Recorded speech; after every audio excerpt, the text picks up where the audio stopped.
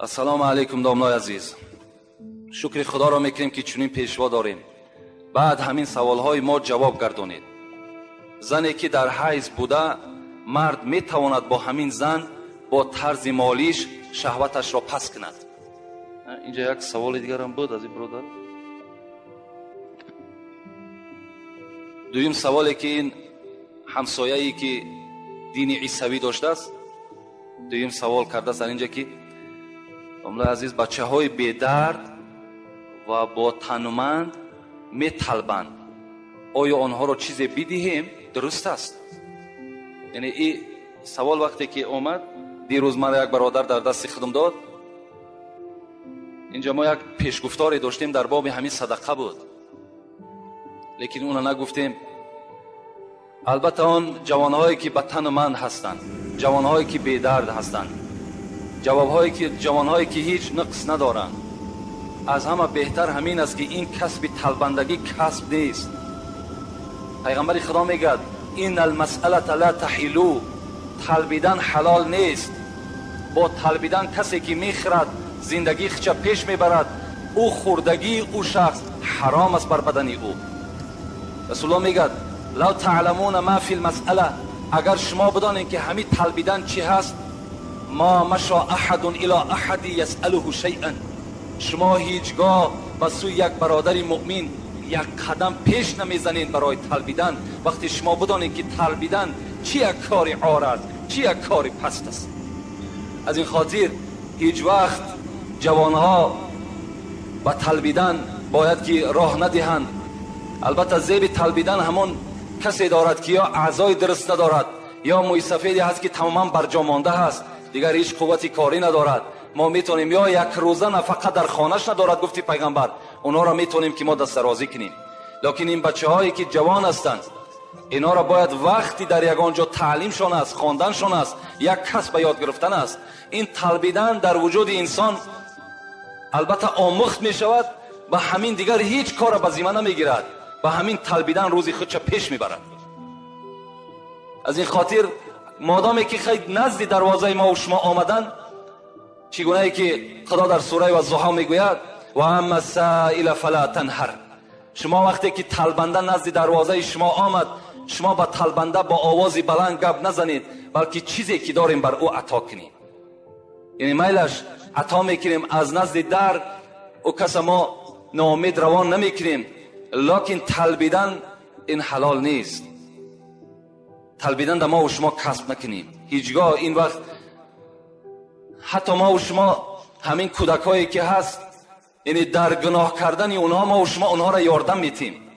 برای همین اون جوانهایش که یعنی کسب همین طلبندگی را پیشه کردن، ما و شما اونها را البته دست رازی نکنیم، لیکن اونش که نزد دروازه ما و شما میاد، اونش خیلی بی نصیب نگذاریم بهتر است. اکای حاجی مرزا، ما یک گروه مخلصان شما می باشیم، میخواستیم با این سوالهای ما جواب گردانید. آیا خانه‌دار کردن فرزند برگردن پدر فرض است؟ که در این باره بحث ها زیاد هستند. برادر عزیز و گرامی، در این مسئله ای که خانه‌دار کردن بچه یا گوییم فرزند تأمین کردن بچه به گردن پدر و مادر فرض نیست، اگرچند که در حدیث آمدگی هست، لیکن حدیث ضعیف است، خواب روایتی هست. به این خاطر فقط به ذمه پدر و مادر گذاشتن نام و ختنه کردن فرزند و او را به علم اسلام، به علم دنیا شناسایی کردن است و او را آداب خوب آموختن است. این است وظیفه های پدر و مادر. لیکن زندار کردن بچه به ذمه پدر و مادر این فرض نیست.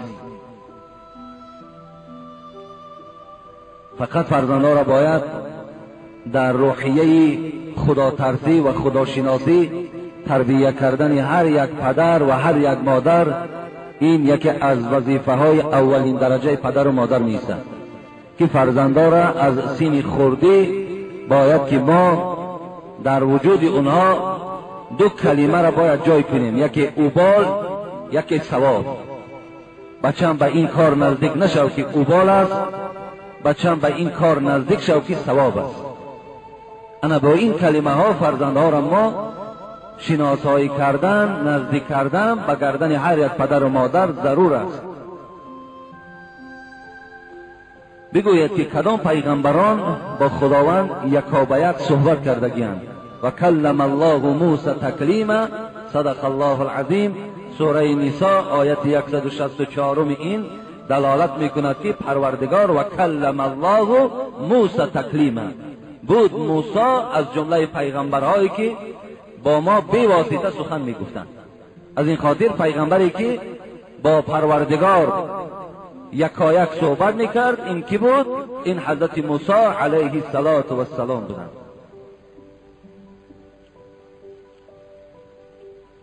السلام علیکم اکای حاجی مرزا. در محله ما مسجد 5 وقته فعالیت دارد، لیکن امام خطیب از عهده درست خواندن آیات های قرآن نمی براید و در بین قوم و جمع طالب علم ها وجود دارد. برای درست خواندن نماز این گونه شخصان را اجازت نمی دهند. فتوای اسلام درباره این عمل چیست؟ بعد این حادثه که داملا علم تجوید را نمیداند، ما یک گروه آدمان نماز را جداگانه خواندیم. سبب ناراضگی و خشم و غضب موسفیدان گردید. بابای داملا التماس برای ما فتوای حل کننده دهید.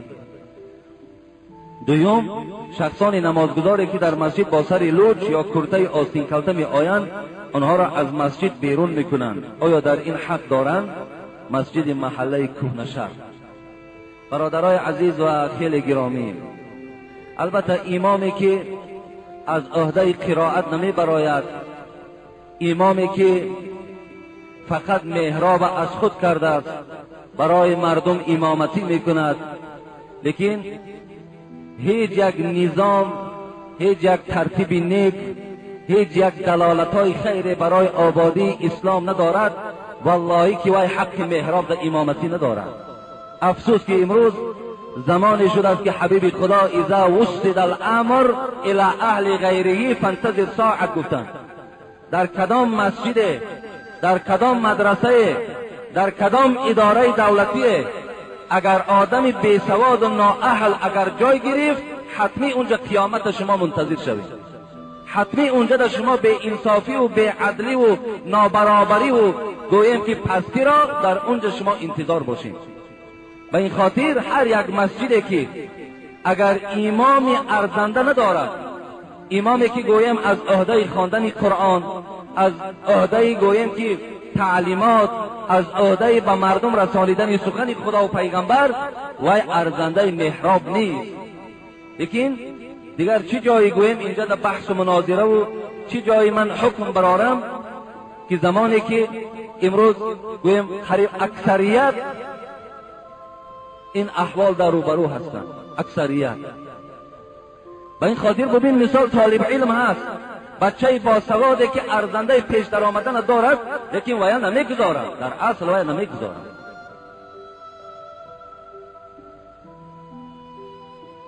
برای همین اگر امامی که غلط میخواند، امامی که قرآن نادرست میخواند، کسی که غلطی او را، خطایی او را گرفته میتواند، یقین است که نمازی او از پس این جاهل درست نمیشود، درست نمیشود. این قرآن است، این حکم خدا است. اگر تمام مستفیدای همون مسجد که ناراضی باشند، نماز درست نمیشود. اینجا گپ در احوال گور و احوال روز قیامت رفته ایستاده است.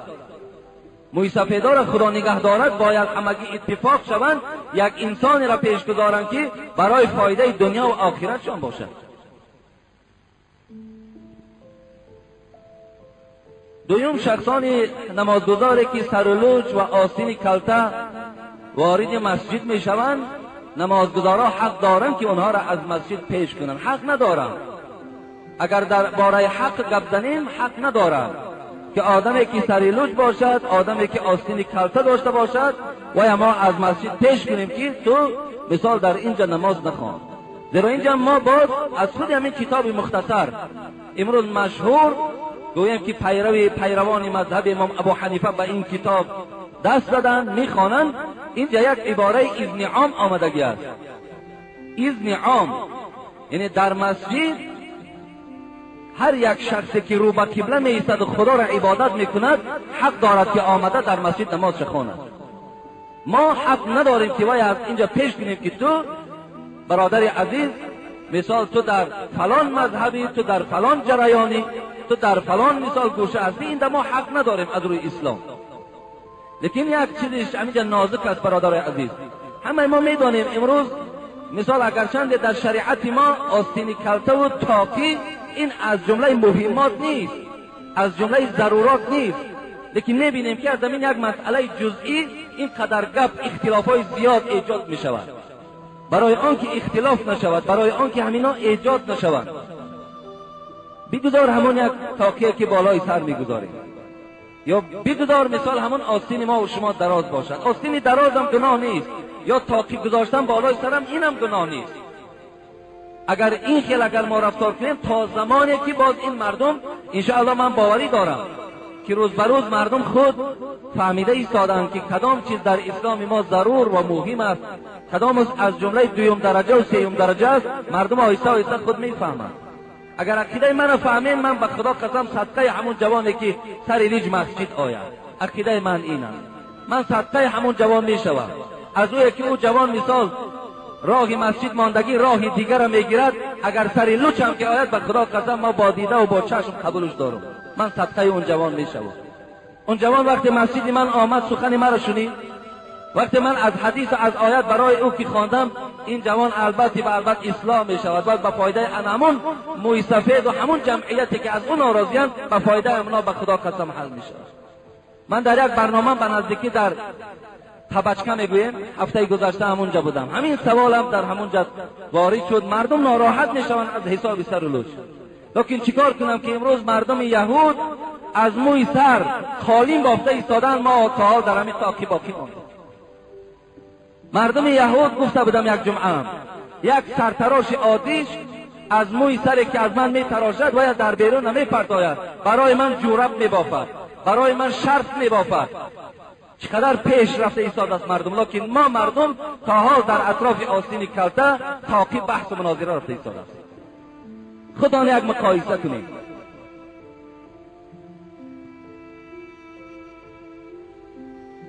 السلام علیکم داملای مهربان، با این سوال من روشنی اندازید. کگار ممکن است از روی ضرورت طبیب گوید؟ درست نیست برادر عزیز. کگار نوشیدن از روی طبیبی، این کگار گفتم یک نمود می مسکننده است، فقط وای برای خون می نوشند که وای خون زیاد میکردند. لیکن یقین دانین که ان الله لم یجعل شفاءکم فيما حرم علیکم.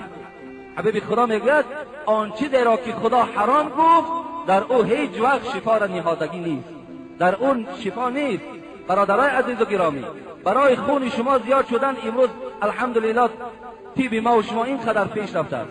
روید شما در همونجا او کالها به نام فرموله گفتگی، من چند بار خودمان همینا را استفاده بردیم برای زیاد شوی خون. مرحمت خون بذاران، همین چیزی که توصیه طبیب ها هست. جگر میخورن، جگرهای گوسفند میخورن، جگر گاو میخورن در حالت نیم خام تا که خون زیاد شد. حلال کرده خدا زیادن، برای چی ما با حرام ها تکیه میکنیم؟ وقتی شما به حرام ها که تکیه کردین، از حرام ها که مثال استفاده بردین، این روح شما خسته می شود، این جسدهای شما مانده می شود. حبیب خدا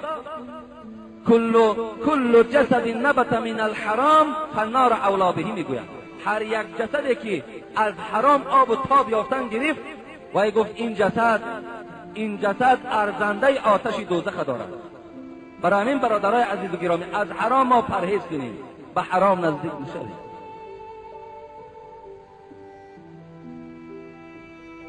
السلام علیکم محترم حاجی مرزا، من از شما خواهش میکنم، نام من صباحت، من مخلصی سخنهای شمایم، در حق رحمتی اپای من یک کف دعا کنید تا که من شنوم. خدا این اپایی که از این خواهر من گذشت است خدا رحمت و مغفرت کند، آمین یا رب العالمین. الان یک مادر دیگرم به نام اپای گوهربی از همین دامی 42 بوده است، فرزندشان فروخ 10 ماه قبل از قزان جسد بیجان او را آوردند، بسیار گریه کردند در خانه و یک مبلغ هم دادند که برای آبادی مسجد صرف کنید. در حق همین بچه من همگی جمعیت دعا کنید خدا روح اون فرزند شاد و قبرش خداوند پر نور گرداند. آمین یا رب العالمین.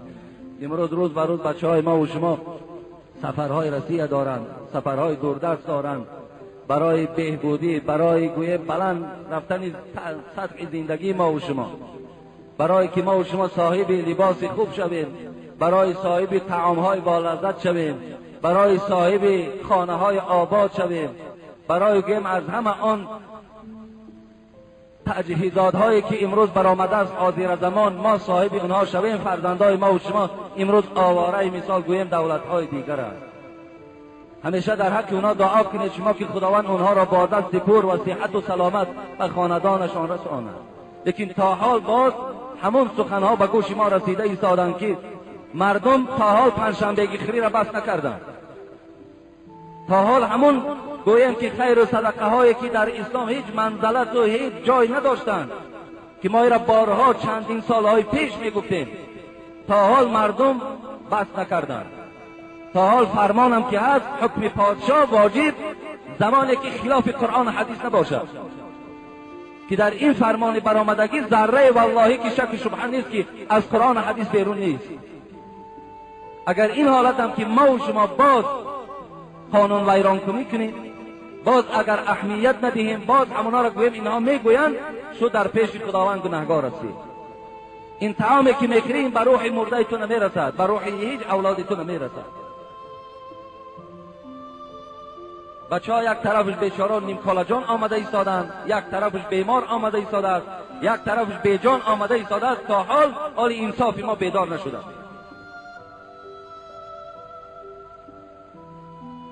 پیش داملا که آمدی، پیش اهل علم که آمدی، هر چیزی که گفتن قبول کن. عالم ها را خدا در قرآن میگوید که عالم ها نظر به شما دیده از خدا بیشتر میترسند. وقتی اینا که بیشتر از خدا ترسند، اینا هم قیامت و گورشان فکر میکنند. برای همین هر چیزی که میگویند در گفتشان در پیشگاه خدا جواب بگویند.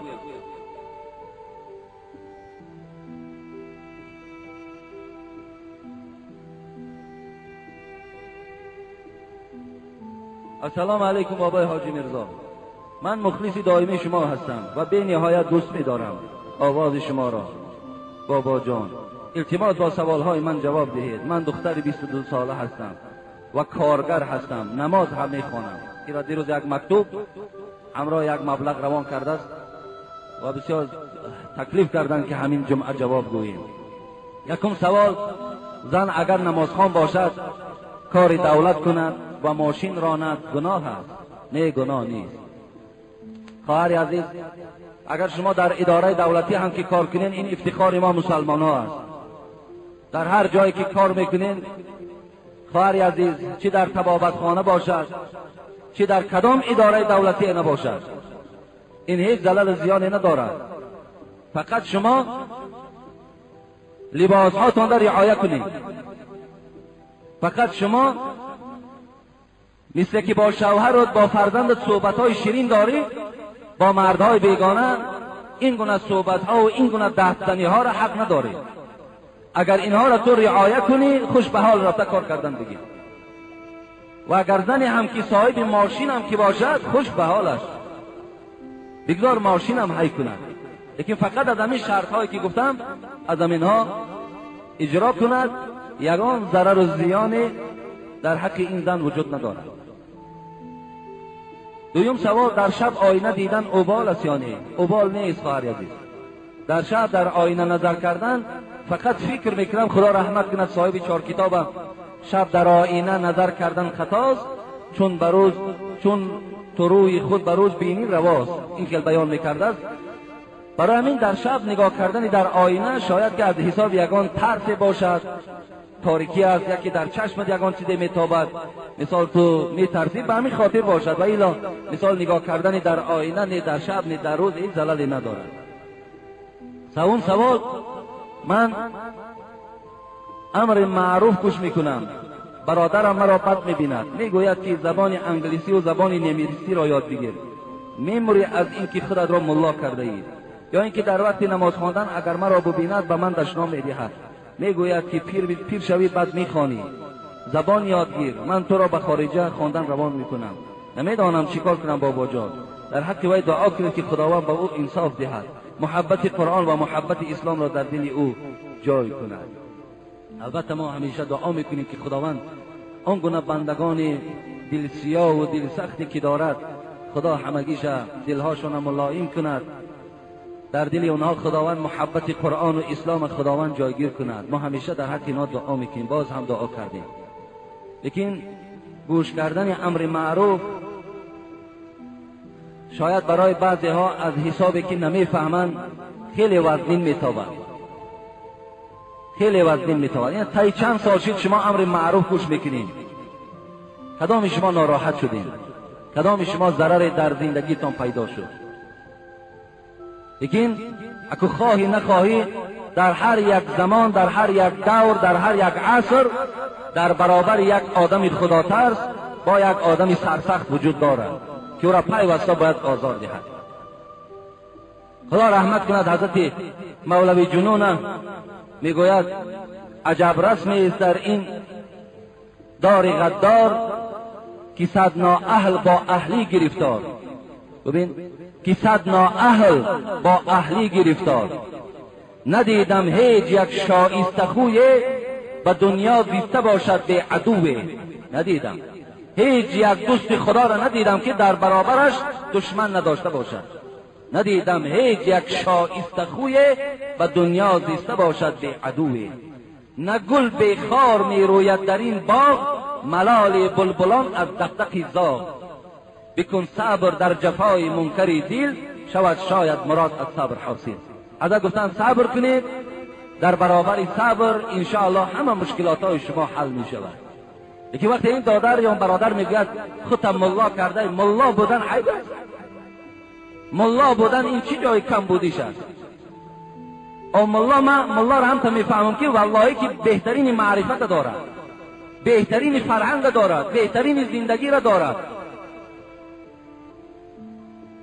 که بعض ملاهایی که گویم در دین خیانت کردن، در دین زلالها آوردن به نام ملا، این معنای او را ندارد که ملا بودن یگان عیب کم بودی داشته بود، زیرا در همه ساحه ها آدمای پس وجود دارند.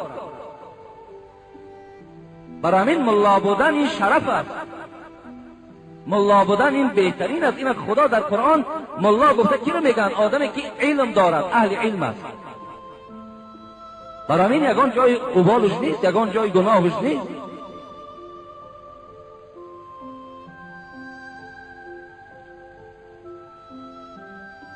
جفاها زیاد بودن. خدا رحمت کند صاحب مذهب ما و شما ابو حنیفه در جفای خلیفه منصور روبرو شده بود، جفا کشید، عذابها کشید. هر روز از زندان می برآوردن 10 تازیانه در پشت امام می زدن قاضیگی را قبول کن. لیکن حضرت از قاضیگی را قبول کردن اجتناب میکرد، میترسید. من پیشوای مسلمان ها میشوم، آیا در این مسلمان ها خدمت کرده میتوانم یا نه؟ آیا در این دین یکی مبادای از من یگان لغزش و کمبودی پیدا نشود که برای قاضی ها خداوند مخصوص آسیاب دارد، یکی در همون آسیاب خداوند مرا روبرو نکرداند؟ حضرت ها میترسیدن. هر روز 10 تازیانه در پوست حضرت امام زده میشد. اینچنین هم مسلکانش میگوید ما حساب کردیم 11 روز از زندان بیرون کردن، 10 تازیانه در پشتش زدن. همگی 110 تازیانه در پشت امام زده شد. آخران جان به حق تسلیم کرد به ضرب تازیانه. فقط چی بود؟ پیشنهاد قاضیگی را قبول کن. امروز ببین برای منصب، برای جای گرفتن چقدر هوس ها و چقدر دوادو ها وجود دارد. قبول نکردن، حضرت ترسیدن. یا سعید ابن مسیب هم حکایت میکنند حجاج ابن یوسف آنقدر عذاب داد، کتاب میگوید که قسم به خدا میگوید عقل آدم نمیگیرد، اینقدر سعید ابن مسیب عذاب دادگی هستند. حتی آخران حالت در هرچند که خواست در صف خودش درآرد قبول نکرد، امر کرد که مثل گاوری ذبحش کنید. گفتم ذبحش کردن. بین عذاب ببینید. برای همین این جفاها وجود دارد، لیکن هر یک جفا به خودش فایده دارد، ثواب دارد. چهارم سوال: زن اگر صدقه کند یا مسجد سازد گناه است؟ نه، گناه نیست. زنم صدقه کند، زنم مسجد سازد، درست است، هیچ باکی ندارد. فقط زنی که شوهر داشته باشد به اجازت شوهرش باشد. پنجم: بابا جان در حق من دعا کنید که خداوند گناههای مرا ببخشد و تن صحت مرا نصیب گرداند و خیر کردم را به درگاهش قبول سازد و بخت سفید دهد، محبت قرآن اسلام را در دل من زیاد گرداند. با احترام، مخلصان دائمی شما از شهر دوشنبه. خدای مهربان برای این خواهر اسلامی ما شوهری مناسب، شوهری خوب، شوهری مسلمان نصیب روزی گرداند و خداوند محبت قرآن اسلام را در دلش جای کند. آمین یا رب. السلام علیکم اکای حاجی مرزا، خداوند شما را عمری دراز نصیب بگرداند. همین سوال را جوابش را فهمونید. پرنده را، مثال قمری را، مینه را، کفتر را و غیره ها را در وقت خواب بودنشان گرفته خوردن ممکن است یا نه؟ مخلصان شما از ریان واسع. درست است برادر عزیز، چه در حالت بیداریش میگیری چه در حالت خوابش میگیری، درست است. خوردن اینها در یگان ضلال زیان وجود نداره، همه اینا حلال کرده خدا هستند. برای بسیاری برادران خوردن کفتر در شک دارن، شبهه دارن، با که ندارد خوردن گیری، حلال است. وای قمری ما از جمله همون است. فقط قمری که از گویا پرنده های هست که مثل که تماما زیرک نیست، بسیار یک سادگی دارد، مثل مسلمان های ما و شما واری همین تا گویم بسیار عادی که است. مردم دلش با قمری میسوزد و یا صید نمیکنه و یا گویم شکار نمیکنه و این علاوه خوردنش با که نداره، حلال است. وای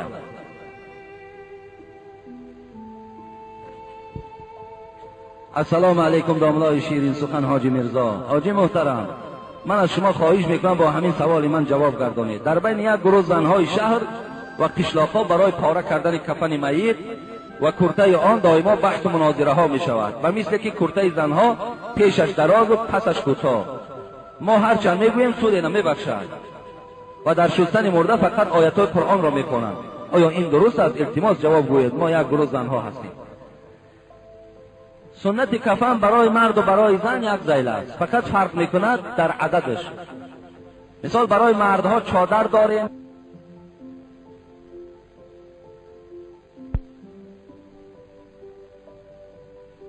ایزار داریم. بعضی از پیشواهای ما خدا رحمتشان کند سل انداختن هم برای مرده اهل علم باشد ثواب گفتند. خب چادر آنقدر اندازه دارد که از بالای سر و از بالای گویم از قسم پایان پای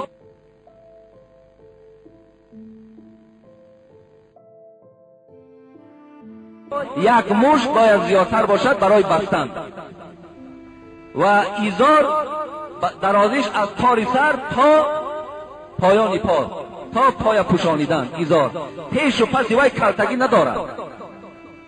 کرته باشد از گردن تا با پای پوشانیدن. این همین است، تمام، دیگر هیچ جای مشکلات ندارد. زنها هم همچنان است، فقط در زنها زیاده می شود یک سینه بند و رویمال.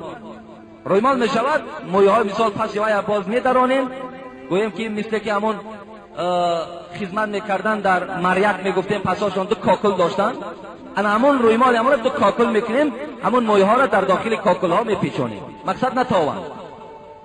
و خب سینه بند چه میگوین از زیر همین گویم از بالای همین گردن تا زانو میخیل یک لطه کلان هم میپیچونیم. این دو چیز زیادی میکنه، تمام. دیگر گویم لباسی و یا پیشش کلته و پسش دراز دیگر اینا تماما وجود ندارد. برای مرد و برای زن همین است. لیکن در وقت شستن مرده خواندن آیت قرآن خوانندش گناهکار میکنه. هیچ وقت شما در وقت شستن مرده آیت قرآن نخوانید، درست نیست برادرای عزیز. فقط همون کلمات هایی که با دستش هر گناهی را کرده باشد خدا را مغفرت کن و پایهایش هر جای نادرست رفته باشد خدایا را مغفرت کن، فقط دعا کنید، لیکن آیت قرآن نخوانید. السلام علیکم داملای عزیز. سوال: 6 ماه شد که عائله دار هستم و این عائله من به سوی مادرم دشنام داده است. از دهانش. داملای عزیز، با این گونه زن چگونه معامله کنم؟ مصلحت میدادید برادر عزیز. اگر مراد تو طلاق باشد، من طلاق دا مصلحت دادن نمیتوانم، زیرا که زنها بسیارش از روی جوانی است، بسیارش از روی گویم نافهمی است، بسیارش از روی جهالت است، بسیارش از روی آن است که باور کنین در وجود همون زن ذره ترس خدا و پیغمبر وجود ندارد. برای همین بود که مقاله های ما و شما که بترس از کسی که نمیترسد از خدا، کسی که از خدا نترسید همه کار در قادر است. برای همین اینا برادر عزیز فقط و فقط توصیه نصیحت کردن در کار، فقط بارای مصلحت، بارای فهماندهی، انشاءالله وای بهبودی در وجود وای پیدا می شود. دیگر مثال گوییم که باید طلاق داده و برای این خاطر دشنام دادن این ارزنده نیست. بگذار همون مادرم همون حالت وای بخشد انشاءالله ستر کند، عیبی وای ستر کند، خدا این مادر عیبهاش در قیامت ستر میکند، فیرازش کند، همچه فرزند نصیحتش کند، بیند که بهبودی هست، مرحمت باز زندگی را دوام دادن گیرد. دید که تماما علاج ندارد، بعد اونجا در میتواند مادر هر فرمانی که به فرزندش دید بعد فرزندش اجرا کند. امروز این گونه به نهایت زیاد است. باور کن از 100 زنی که امروز صاحب شوهر میشوند، باور که شاید 70-80% او همین معامله ها را در خاندان شوهر انجام میدهند. در من به نهایت صحبت های تلفنی دیگر هیچ گویم که عدد ندارد، فقط شکایت از زن است. مادر مدشنام داد، پدر مدشنام داد، خود مدشنام داد، فقط دشنام در دهان. مرحمت دیگر حکم کن. اگر همه اینا ما گویم طلاق شان دهیم، باور که دیگر خدا میداند که حال این مردم تاجیک ما چی میشه. چیکار کنیم؟ عیب خودمان است. چیکار کنیم که گویم زنهای ما و شما از پند و نصیحت دور شدند؟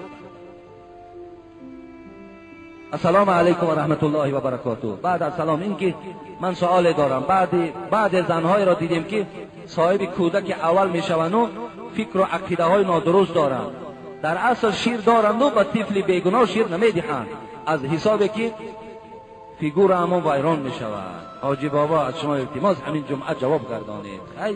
فیگورش اگه ویران شود نشود، فیگور زن برای شوهر است.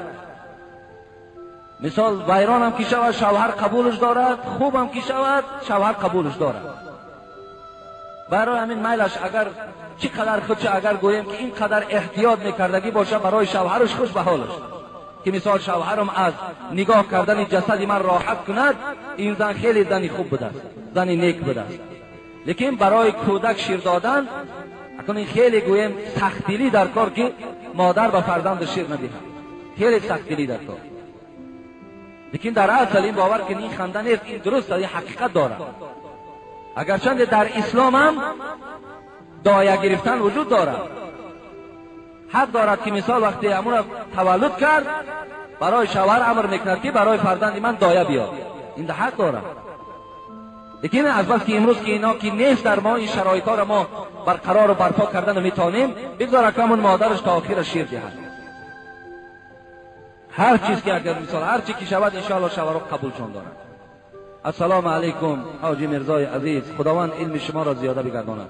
ما یک گروه مخلصان شما از شهر دوشنبه بازار سلطان کبیر از شما خواهش داریم که یک جمعه در باب معراج پیغمبرمان صحبت میکردید. انشاءالله من شاید این صحبت چهاریارهایی که من در پیش گرفتم خیلی وقتای زیاد گیرد، برای اطراف اینا بسیار سخنهای زیاد است.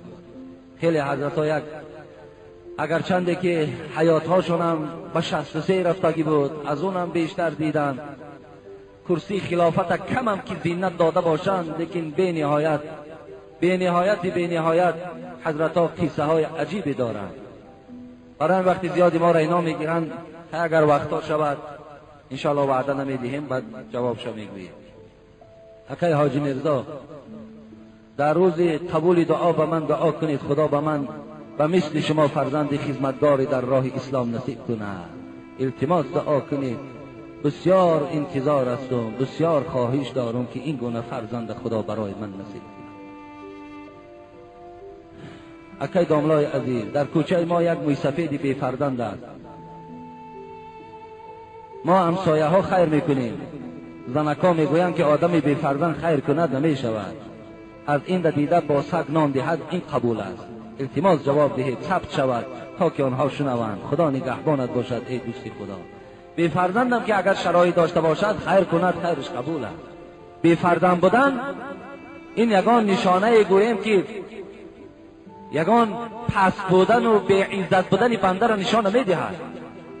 خداوند در قرآن در سوره شورا خبر میدهد، معنای آیت همین است: میدهم یکی از شما را بچه، اول دختر یاد می شود، یهب لمن یشاء اناثا، من برای شما میدهم دختر، و برای یکی از شما میدهم بچه، و برای یکی از شما میدهم هم دختر و هم بچه، و میگردانم بعد از شما را بی فرزند.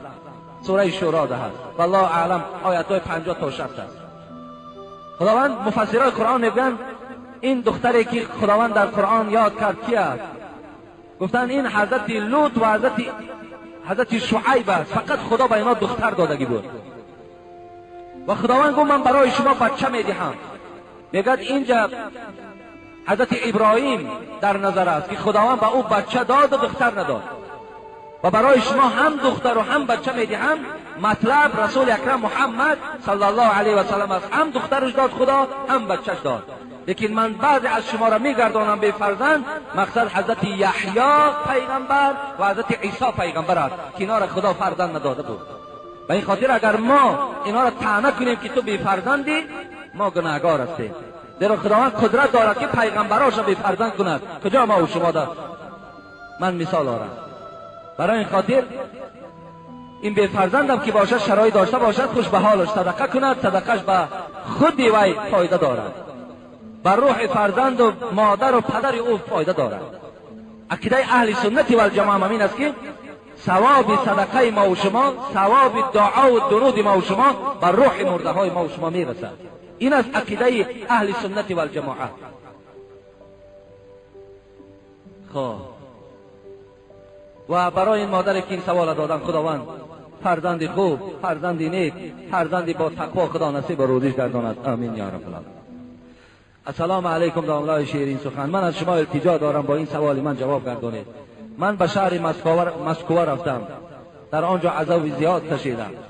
من قسم خورده بودم که من به تاجیکستان گشته روم، دیگر یاد مسکو نمیکنم. ببینید خود مکتوب بچه‌ها را گوش کنید.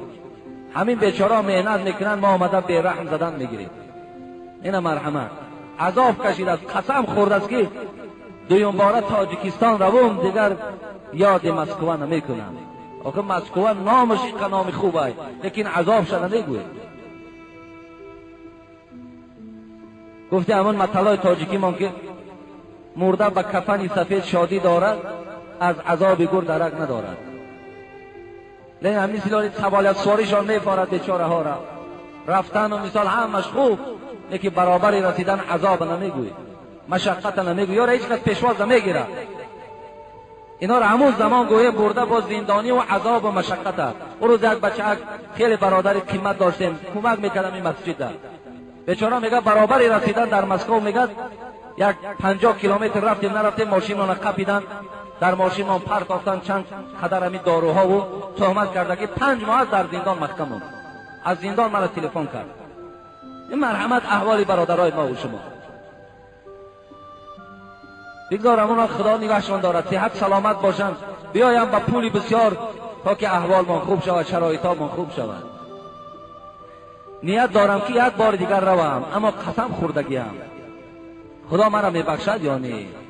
این برادری ما قسم خورده است که دیگر نمیروم، لیکن امروز باز بیچاره شرایطش وزنی شده است، با اراده مسکو دارد.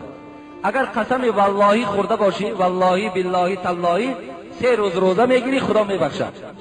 و الا قسم خورده باشی که حضرت امیر جان بزنم تو گناهگاری، حضرت امام عسکر جان بزنم، خب نان بزنم، شیر بزنم، تو در پیشگاه خدا 100% عاصی و گناهگار هستی.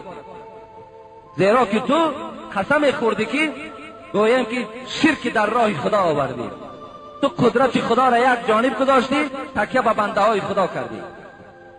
برای این قسم هایی که بغیر خدا خورده باشی، همگیش به سوی خدا توبه کن، خدا میبخشد. 2 روزه گرفتن، لیکن وقتی که والله گفته باشی، یعنی خدا بزنم گفته باشی، این حالت 3 روز روزه میگیری، خدا میبخشد.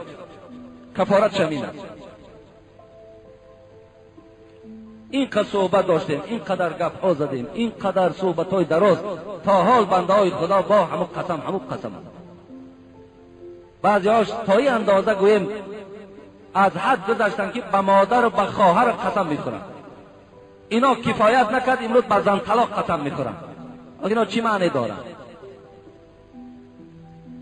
السلام علیکم اکای داملا و شیرین زبان بلبل خوش‌آواز دیارم بابای حاجی میرزا. پس از سلام ما با یک سوال با شما برادر عزیز مراجعت میکنم و جوابش را امروز در کست 130 شما انتظار هستم.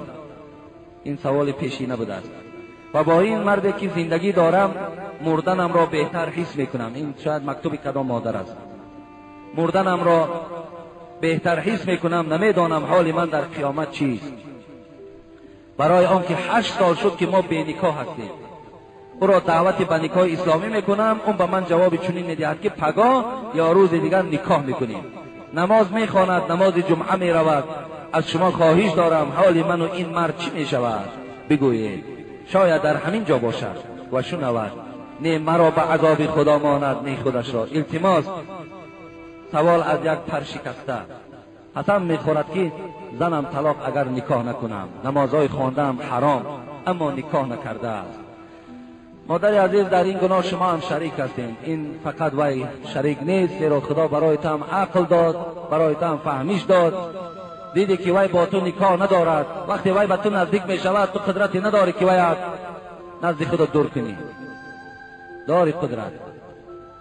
برای همین من از این مرد بی ناموس، از این مرد بی غیرت، از این مرد که نه دنیا و نه قیامت شو فکر نمی کند، از این دیده به تو مادر مراجعت میکنم که تو را عذاب داد، این کار رو به من مکتوب نویسانده. و این خاطر تو که ناموس داری، تو خدا ترضی داری، خودت این مسئله را حل کن. باید نگذار به تو نزدیک شدن. نکاح ندارد. النکاح سنتی فمن رغب عن سنتی فلیس منی. حبیب خدا میگه نکاح از من است. کسی که به نکاح با یک زن یا با مرد نزدیک می شود یقین داند که وی از امت من نیست. برای همین اگر خواهی امت پیغمبری خدا شدن، خواهی که از زنا دور باشی، از این شخص دور باش تا زمانی که وی نکاح نکنه. و این روزای خانه‌داری که کردین اگر فرزندا به دنیا ما باشد همگیش ولد زنا هستند. لیکن از این جانبش هم که اگر تو توبه کنی خدا تو را میبخشد. خدا رحیم و رحمان است. لا تقنطوا من رحمت الله ان الله یغفر الذنوب جمیعا. از رحمت من الله بگه ناامید نباش، توبه به سوی خدا کن، من که خدای تو هستم میبخشم تو را. ببینید چه زندگی ها در دنیا وجود دارد. داملای محترم، حسیب هایی که در حدود تاجیکستان استحصال می شوند حلال نوشته شدن، خوردنشان ممکن است یا نه؟ ممکن است برادر عزیز. هر یک حسیب همون کلبسه هایی که میگوییم اگر در پشت اونها حلال نویساندگی باشد استعمالشون حلال است. امروز حتی از دولت های روسیه هم، از دولت های قزان، از همون زوادهایی که مسلمان ها کار میکنن این گونه حسیب ها را روان میکنن و در پشت هاشون حلال نویسانده شده است. برای همین نوع شک شبهه ندارد. لیکن کدامش که اگر بارای حرام تیار میکند و حلال مینویسد وی ضامن از خودش، وی ضامن است. لیکن برای ما و شما حلال است استفادهش. مقصد به خودت وابستگی است. همین شک داری شبهه داری ترکش کن. شک نداری شبهه نداری خوردن بگیر اگر حلال نویسانده باشد. السلام علیکم داملای محترم حاجی میرزا. اولا از نام خودم و از نام سربازانی که مخلص دائمی شما هستند از شما خواهش نمودند که در حق ما یک دعا کنید و از خدای متعال سلامتی شما را خواهانیم. با احترام یک گروه مخلصان شما، سربازان از شهر دوشنبه. خداوند این سربازا، این عسکرانی که در این تاجیکستان ما و شما خدمت میکنند برای حمایه وطن، برای حمایه دولت، خداوند همگیش عمر دراز دهد، تنی صحت دهد، با صحت و سلامت خداوند به خاندانشان رساند.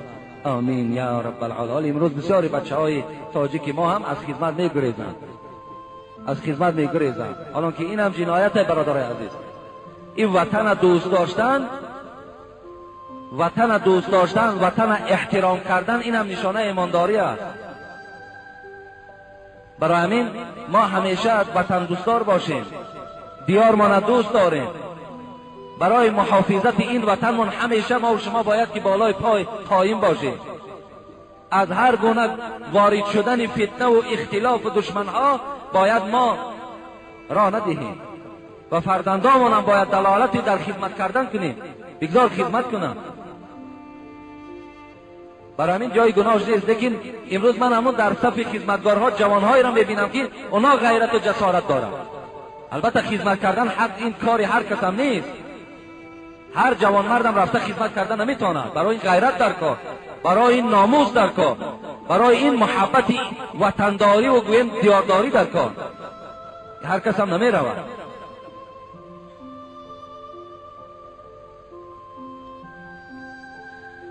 حاجی محترم از شما خواهش میکنم با سوال من جواب دهید. کدام روز با مریضان بیماری ها دعا خواندن درست است؟ با احترام مخلص شما از محله باربد اکی رحمت الله. همه روز برای بیمار دعا خواندن درست است. هر زمانی که کسی بیمار می شود، شخصانی که رفته دعا می خوانند با طریق اولا برده دعا خوانید، هیچ باکی ندارد، همش درست است. همه روز روز خدا هست، روز جدا برای بیمار خواندن ندارد. السلام علیکم داملای عزیز، ما یک گروه جوانان با شما یک چند سوال داریم. خواهش داریم که همین جمعه جوابش را دهید. زن را باید جدا کرده گیری یا اینکه در تقدیرت باشد؟ دوم، مردای هستند که هم نماز میخوانند و هم زنا میکنند، نماز اینها چی میشود؟ سوم، موی زنها باید چگونه باشد؟ موی زنها چگونه ای که الحال هستند همچنان باید باشد. مقصد بریدن موی زن به اجازت شوهر باشد. دوستای خدا از شانه پایانش اجازت داده. اگر باشد که برای زن وای گویم که یگان مشکلات ایجاد کند، یگان مشکلات برای زن پیدا کند که یگان درد در همون بالای سر دارد یا در موی سرش دارد، خب مویهای سر برای او عذاب میدهد، این حالت ده از شانه پایانش دوستای خدا در کتابهاشون اجازت دادن و اجازت شوهر باشد. خب و دیگر مردایی که هم نماز میخوانند هم بیراهگردی میکنند، در باب اینا خیلی و خیلی صحبت‌های زیاد داشتیم. برای همین این معلوم است که نماز او از برای خدا نیست، این قدرش برای وی کفایت میکنه. هر شخصی که اگر نماز خواند و باز زنا کرد، باز گویم عرق نوشی کرد، باز قماربازی کرد، باز خیانت و دروغ و دیگر راه‌های نادرست رفتن گرفت، معلوم است که این نماز برای وی فایده نآورد. این از جمله نمازهایی که در پیشگاه خدا شرف و قدر دارد از جمله آن نماز نبوده. نمازخوان باید فرق کننده باشد، باید مثال در بین یار و رفیقای گویم بیگانه خود باشد. زنها را جدا کرده گیرند یا آن که در تقدیرش باشد؟ اگر هر چی که جدا هم که کنی همانی را میگیری که در تقدیرت است. فهمیدین مثلا تقدیر بسیار مسئله مهمی هست. اگر تو جدا کنی معنای او را ندارد که تو از تقدیر گریختی، تقدیر کارش نکرد. حضرت عمر چی گفتن؟ نفر من قدر الله الى قدر الله. ببین وقتی که در ملک یمن بود یا شام بود، اونا وقتی وارد می شدن گفتن، حضرت عمر گفتن که حضرت با عسکر داخل نشو که بیماری طاعون آمده، آپرتایه. حضرت در حال پس گشتن، وای برای بیماری سرایت کننده بود. گفتن حضرت در گفتن اگر در تقدیر بیماری باشد بیمار میشوی، اگر در تقدیر بیماری نباشد تو بیمار نمیشوی. لیکن حضرت چی گفتن؟ نفر من قدر الله الى قدر الله. میگریزم از تقدیر خدا و تقدیر خدا. همین گریختن من هم در تقدیرم است. برای همین اگر هر چی تو هم جدا هم کنی که جدا هم کنی آمده در سر تقدیر میزنی. از تقدیر گریز نیست برادری عزیز. لیکن به هر حال هم که باشد، معلمان حبیب خدا محمد صلی الله علیه و سلم، پدر و مادر همه ما و شما فدای حضرت باد، وی میگوید تنکح المرأة لمالها و لجمالها و لحسبها و لدینها فاظفر بذات دین تربت یداک. حضرت توصیه دادن جوانای عزیز، زن میخواهی میخوای که راحت کنی، میخوای که همیشه گویم که خیلی حالت خوب داشته باشی، در پیش یار رفیقت قدر قیمت داشته باشی، زن به خاطر دینداریش بگیر، به خاطر دینداری زن بگیر، به خاطر جمال، به خاطر مال، به خاطر منصب و جدا نکن. فقط زن به خاطر دین بگیر. اگر زن دیندار قبول کردی خوش به حالت، انشاءالله وای احترامت میکند وای عزتت میکند. ولی بعضی برادرها در سخت میرسد که شاید که وای زن جمالدار و دین گویم که مالدار و منصبدار تحقیق. نه، من این مذمت نیست، این ملامت این طایفه نیست. اگر زنی که جمال دارد و باز دین دارد، احترام شوهر میکند، این نور بالای نور است. یا جمال دارد یا منصب دارد، خودش منصب دارد یا پدرش دارد، لیکن وظیفه او چی است؟ وظیفه او این است: اعظم الناس حقا علی المرأة زوجها. بزرگترین حق ای خواهر عزیز بالای تو احترام شوهر است. همین بزرگترین حق اجرا کردی، خوش به حالت. جمال داری، پول داری، منصب داری، خوش به حالت. همین حق شوهرت به جای بیار، شوهرت احترام کن، شوهرت دوست دار، در حقش دعا کن. حتی ببین مثال تو، من وظیفه میتونم برای خواهرای عزیز که سحر شوهرت از خانه بیرون برآمد، بسیاری شوهرها را دیدم که بیگاهی جسد گویم بیجانش آمدگی است. تو دعا کن که خدایا همین ستون خانه مرا، خدایا همین سرپرستی گویم که عائله مرا، همین گویم که شخصی که در خاندان من همیشه بهبودی میاره، شخصی که به خدمت این من جنت میروم، خدایا همین صحت و سلامت بیگاهی به نزد من بیا. این باید دعای هر یک خواهر عزیزی ما باشد، دعای هر یک مادری ما باشد. این حالت انشاءالله شوهرها هم خوب میشوند، این خواهرها هم خوشرو میشوند. و آخر دعوانا ان الحمد لله رب العالمین. انشاءالله من جمعه آینده از قصه های حضرت ابوبکر صدیق و فضیلت ایشان، جوانای یک گروه جوانای دوشنبه هفته گذشته در خانه من مهمان بودند، گریه کردند که جوانای پیدا شدن که ابوبکر صدیق سنگ میزنند، جوانی که تا حال خودش بیچاره طهارت کردن نمیتواند، جوانی که باور کنید در چهرهش ذره از نور اسلام وجود ندارد، میخیزد ابوبکر صدیق محاکمه میکند، شخصی را که در شأن او آیاتهای قرآن آمده است. خیلی جای باور کنید تأسف است، فرزندان را نگذارین در هر جا تعلیم کنند، در هر جا فرزندان تعلیم نکنند، عاقبت ناخوب میارند. فرزندان را دانین که از کی درس میگیرند، استاد وای کی است. عاقبت در این جامعه ما یگان باز نافهمی و با یگان گویم ناخوبی ها را برپا نکنند که از دستمان همه این چیزی که خدا داده است همگیش رود. برای همین من مثل هم برادرها مجبور شدم حدیث های زیاده در صحیح بخاری، صحیح مسلم، همه صحیح های سیطه در حق حضرت ابوبکر صدیق روایت ها دارند. من برای شما انشاءالله حکایه میکنم اگر خدا برای من مهلت دهد.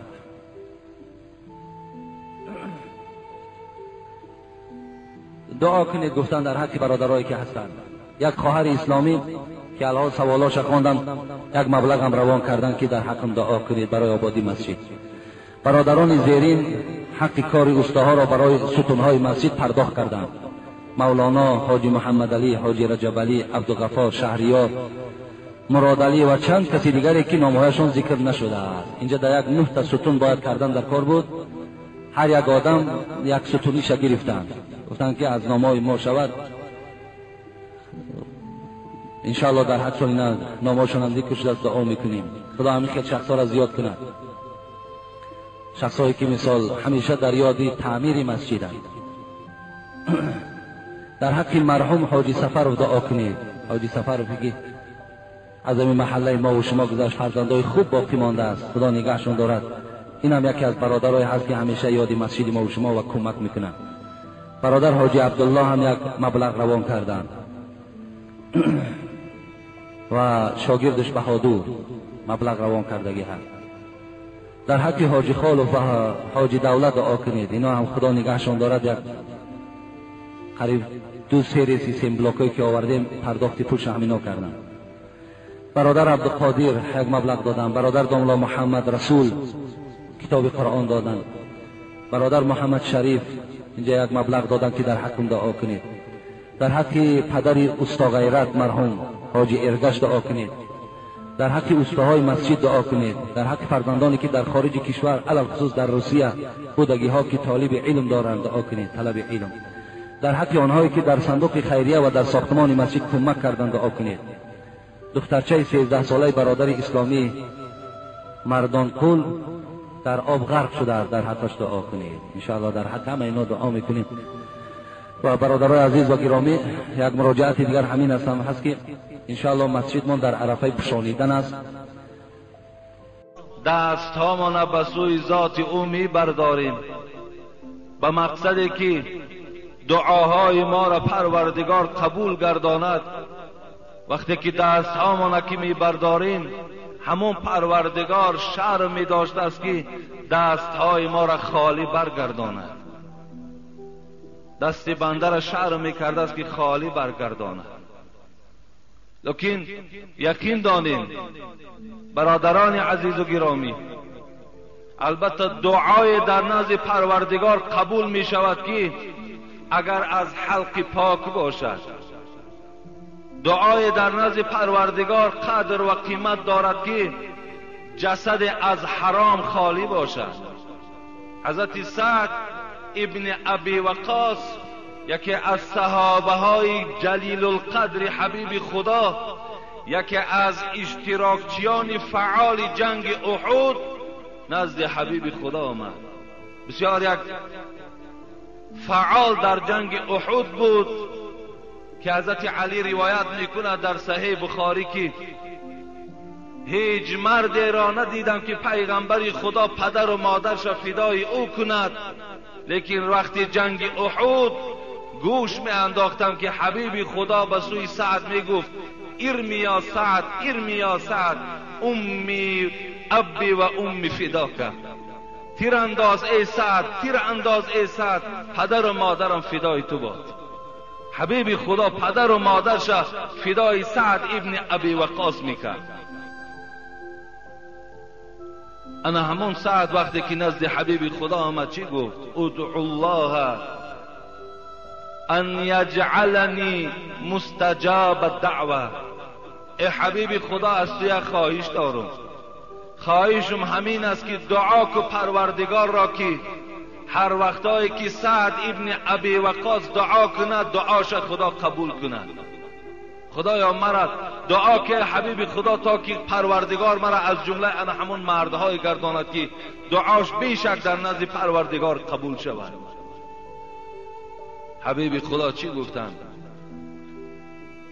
حبیب خدا گفتند برای آن که دعای تو در نزد پروردگار قبول شود، اطب مطعمک. ای سعد گفت حلقت را از حرام خالی گردان، لقمه را لقمه حلال گردان، دعا در نزد پروردگار قبول می شود. از این خاطر بود است که حضرت صوفی علیه را خدا رحمت کند وی می گفت تو ای صوفی که در بر می کنی دلق، کنه ول احتیاط از پاکی حلق. اگر حلقی کسی آلوده باشد کجا در معرفت پالوده باشد. اگر حلقی کسی آلوده باشد کجا در معرفت پالوده باشد. سگی که در پلیدی میکند رو، نگر چون میکند هر لقمه را بو. چرا تو بی توقف میزنی دست، دهن چون ماهی اندازی به هر شست. بخور قوتی که در معده شود آش، مخور آنکه شود رسواییت فاش. حبیب خدا حضرت سعد تأکید کردند که اگر خواهی که مستجاب و دعوت شوی، دعای تو همیشه در پیشگاه خدا قبول شود، همیشه از حرام های پروردگار پشت بگردان، همیشه حلال خور شو، حلال رفتار شو، دعا در نزد پروردگار البته قبول میگردد. حتی در یک حدیث خواندم که یک مرد را حبیب خدا حکایه میکند که یطیل السفر اشعث اغبر یمد یدیه یا ربی یا ربی و مطعمه حرام و مشربه حرام و ملبسه حرام و غذی بحرام فانا یستجاب له. حبیب خدا گو یک مرد بسیار سفری دراز کرد، شاید که سفری به خانه حج کرده باشد، بسیار سفری دراز کرد. اشعث اغبر، بی نهایت مانده شد، تمام لباسهاش حتی درید، تمام وجود از گرد و چنگ فرا گرفت و دستش برداشت به سوی پروردگار و دعا میکرد. خداوند گفته بوده است این انسانی که دست به سوی ما برداشته از ما زاره و تولا دارد، این خوراکش از راه حرام می آید، لباسش از راه حرام می آید، نوشاکیهاش از راه حرام به دست می آید و تمام خوراکی که در خاندان تأمین می کند از راه حرام به دست می آید. چگونه دعای این بنده را ما قبول کنیم؟ از این خاطر از پروردگار دعا می کنم که خدای مهربان اولا برای ما توفیق و هدایت نصیب گردان که همیشه لقمه های ما حلال باشد و از راه حلال به دست ما پیدا شود. خدایا در هر قدمی که اهل این جمعیت گذاشتند حسنات کتابت بفرما، همه گناهان این جمعیت ما را خدایا مغفرت بگردان، گذشتگان خدای رحمت و مغفرت بگردان، بیماری ها را شفای کامل و شفای عاجل نصیب بگردان. تمام برادرانی که امروز چندین بار زنگ ها بر ما زدند از تمام شهرهای بیرون از تاجیکستان که در حق ما دعا کنید که ما در مسافرتی هستیم، خدایا سفرهاشون با فیض و با برار بگردان. زندانی هایی که امروز در زندان هستند خدایا اونها را هم صحت و سلامت به نزد پدر و مادر و اهل و عیالشان برسان. خدایا این تاجیکستان ما را آباد بگردان.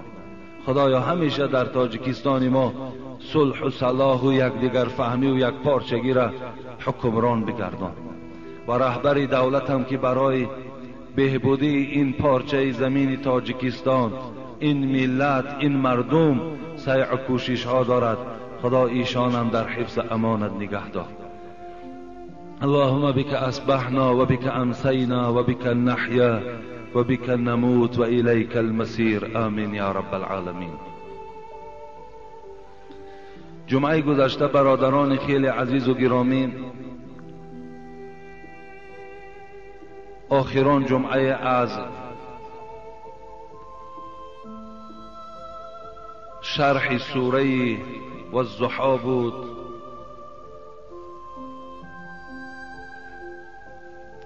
و جمعه گذشته ما برای شما وعده کردیم که اطراف سوال و جواب ها، اطراف سوال هایی که خیلی در پیش ما زیاد هستند برای شما جواب میگردانیم و الحمدلله که خداوند همون ساعت و همون وقت برای ما و شما آورد. بسیار هم سوال های جدی هستند، بسیار هم در زندگی ما و شما لازم و در کار هستند و این خاطر خیلی با دقت باشیم که برادرای ما و شما از ما چی سوال کردند تا که به جوابهای اونها گوش انداخته و این جوابها را ما و شما در حیاتمان و در عبادتهامان البته اجرا کنیم.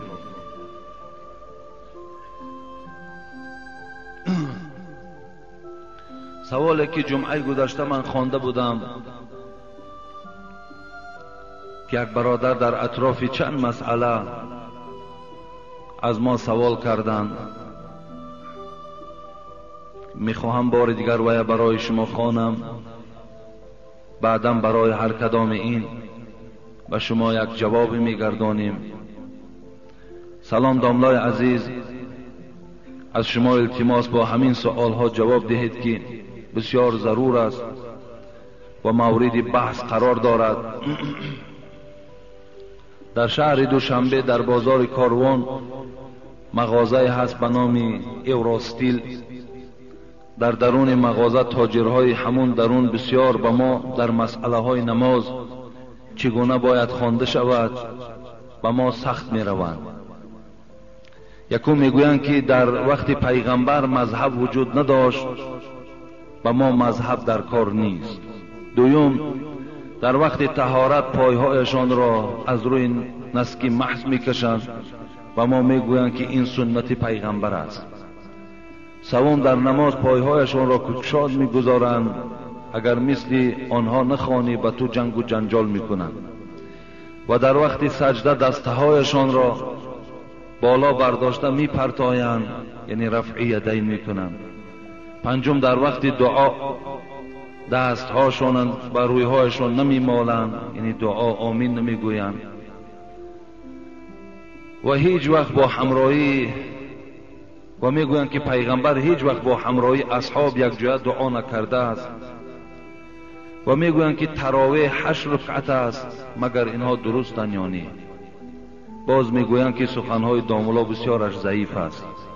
بابای حاجی مرزا، التماس یک 20 دقیقه علاجش باشد صحبت کنید تا با واسطه کسیت آنها رو ما کمتر آرام کنیم تا که بین ما جنگ نشود. التماس با طور وسیع و آزاد صحبت کنید. شهر دوشنبه.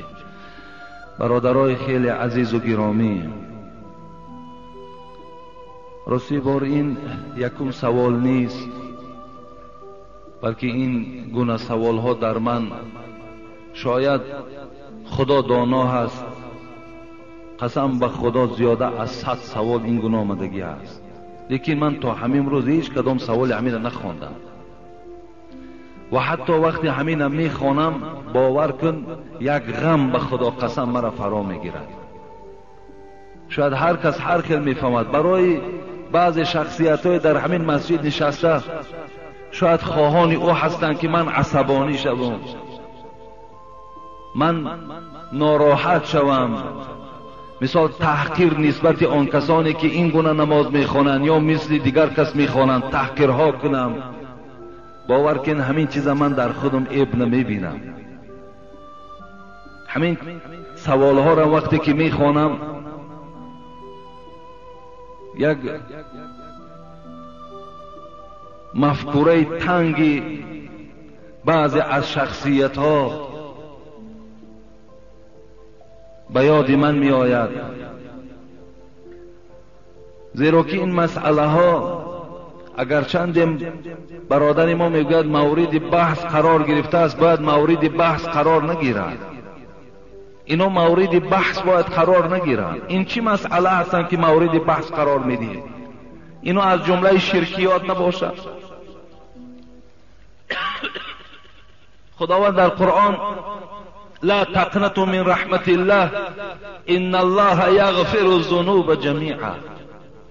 ای بندگان من از رحمت من ناامید نباشین، من همه گناه شما را میبخشم مگر شرک نمیبخشم. شرک پروردگار نمیبخشد. از جمله شرکیات میشد مورد بحث قرار میگیریم، منم جانبدار شما بودم. لیکن افسوس که از جمله شرکیات نیست. از جمله آن گناهایی که خداوند با سبب این شما را معاقبه و شما را شرمسار در قیامت کند، از جمله وی هم نیست.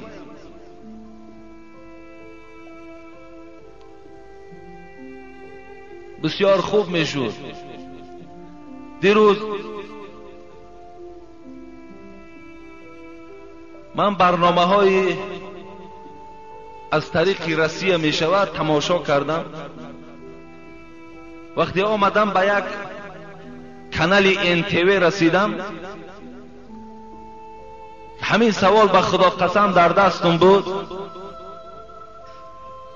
و همون کانال وقتی تماشا کردم نگاه کردم، یک پریکمخر یهودی در امریکا، پریکمخرای ما موی سر می پرتایم و در داخل همون پریکمخر چند اوستای آورده است. ما و شما مینی زواد میگیم، یک زوادی نه کلانی که مثال عبارت از 100 و 200 نفر کار کند، دو کس یک کس، مثل همین زوادهای که الحال میده میده خوردی هستند که مکران میبرارن، قند میبرارن، همچنان یک مینی زواد کرده است و همین موی سر مردم از موی سر مردم شرف میبرارد. شرف، ژمپر، نسکی و حتی الحال گفت همون موضع را کشاز کردم، پلس میبرارند از موی سر. مردم از چی چیزها چیها ساخته استند؟ ما تا حال اطراف مسئله هایی که به خدا قسم هیچ اینا مورد بحث قرار نگیرد، ما و شما قرارش دادگی هستیم. مردم همگی خواسته استند روز به روز پیش روند، ما برعکس پس رفته ایستاده ایم. به این خاطر است که در نقطه نظر بعضی از شخصها ما و شما این چونین معرفی شده ایم که اسلام ترقیات نمیخواهد. فقط جایی که اسلام باشد اونجا ترقیات نیست. به چه خاطر؟ به خاطری که ما و شما با یکدیگر ساز نیستیم. ما و شما یکدیگر دوست نمیداریم. ما و شما یکدیگر حرمت نمیکنیم. در بین ما و شما اختلاف ها که وجود دارد، ما هیچ وقت پیش نمی رویم. خوب میشد که این برادرایی که حالا که حق ندارد که یک کس گوید که تو چگونه عبادت میکنی، حق ندارد. خوب میشد که اینها یک جایه میشدن و مقصد یک فکری میکردن که در این تاجیکستان ما 4-5 آدم از دست اونا نان میخورد، یک جا را آباد میکردن، یک پیشرفت میشد. و خدا قسم اینش در ما خرسند میشدیم. در عصر 21 قرار داریم. امروز کیهان در بالای مهتاب نشستگی است. ما تا حال از سر لیچ خواندن درست است یا نادرست بحث داریم.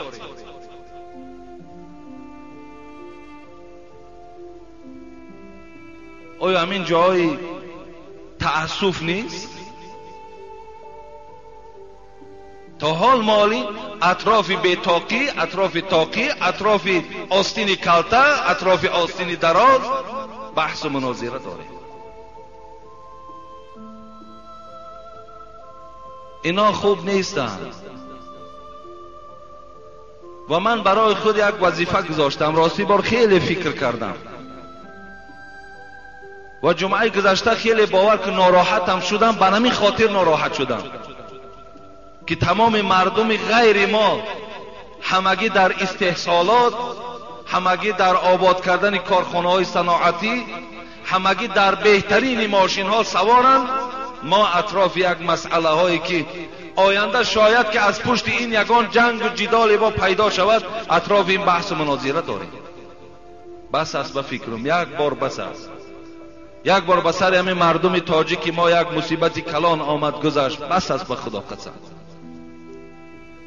ماها خواهان او نیستیم. ما در همه جا گفتیم الدین و نصیحه. این دین اسلام نصیحت است. این دین صلح خواه است. دینی که در جنگ و جنجال اندازد، اختلاف ها برپا کند، در این دین ما وجود ندارد.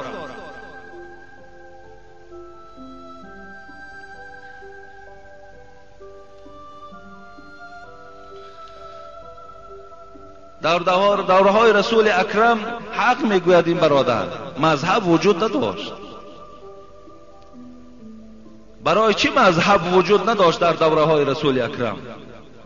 زیرا که این ستاره درخشان خود زنده بودند، حیات بودند. در دورهای حبیب خدا هیچ گونه بدعت ها و خرافات وجود نداشت. زیرا که این رهبر، این معلم حیات بود. هر یک مسئله که می برآمد به حبیب خدا مراجعت می کردند. دیگر چی جایی تکیه بر مذهب کند یا از کسی دیگر پرسد، زمانی که حبیب خدا حیات باشد. لیکن برای من مذهب در کار نیست، اگرچنده که رفتی جمله رانیش انچه سخت است. همین میشد که با راهی دیگر اگر فهماند، با یک طریق دیگر اگر فهماند میلش. وقتی ما عصبانی میشویم و به جانب آدمانی که مذهب دارد میگویم مذهبتان از خودتان، برای ما مذهب در کار نیست، در اصل الله که در بین ما آتش افروخته میشود. طرز معامله و طرز تبلیغ این نیست، طرزهاش این گونه نیستند.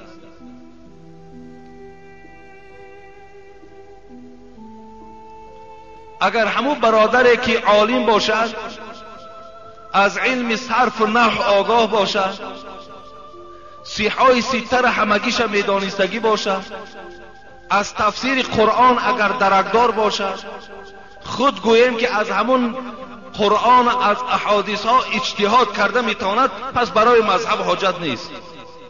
این تمام کتاب ها بیان کردند. لیکن برای کسی که علم ندارد، نمیفهمد، اطراف حدیث حتی یک متن حدیث تحلیل کرده نمیتواند، برای او مذهب داشتن لازم است.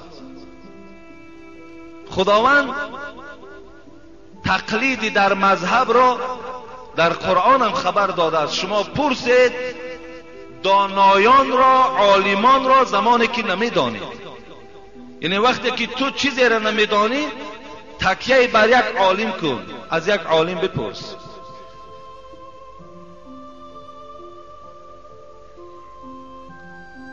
و این مذهب ها هم پیدایش با خود سبب داشتند. وقتی حبیب خدا گذشت 80 سال بعد که این حضرت امام ابو حنیفه که به دنیا آمدن، یا 70 سال بعد، الله که در بین مسلمان ها گویم که همون فلسفه های بیهوده که از یونانی ها باقی مانده بود در بین مردم الکی درسی شده بود. از حساب همین فلسفه های بی معنی الکی مردم قرآن مخلوق می گفتند. الکی در همون زمان عذاب قبر انکار می کردند، دیدار پروردگار در روز قیامت انکار میکردند. و این حضرت ها وقتی که در قید حیات بودند، همون زمان اینها را که مشاهده کردند، برای مردم از این فلسفه های بی معنی، از این مسئله های نادرست دور کردن، اینها از قرآن و از حدیث چنگ زدند و برای ما و شما راه های درست نشان دادند که این از راه درست، این از راه قرآن، این از راه حدیث های رسول اکرم صلی الله علیه و سلم. وقتی که ما و شما امروز اکثریت میداند یک کلمه را، حتی یک شخصایی که باور کنین کتاب خواندن نمیتواند، بعضی همی براشورکای کریلیکی قطعی بازی گویم که همی پیش رفته و بحث ها میکند، همونا حتی میدانند که داملات سخن صاحبای مذهب است که اذا صح الحدیث فهو مذهبی.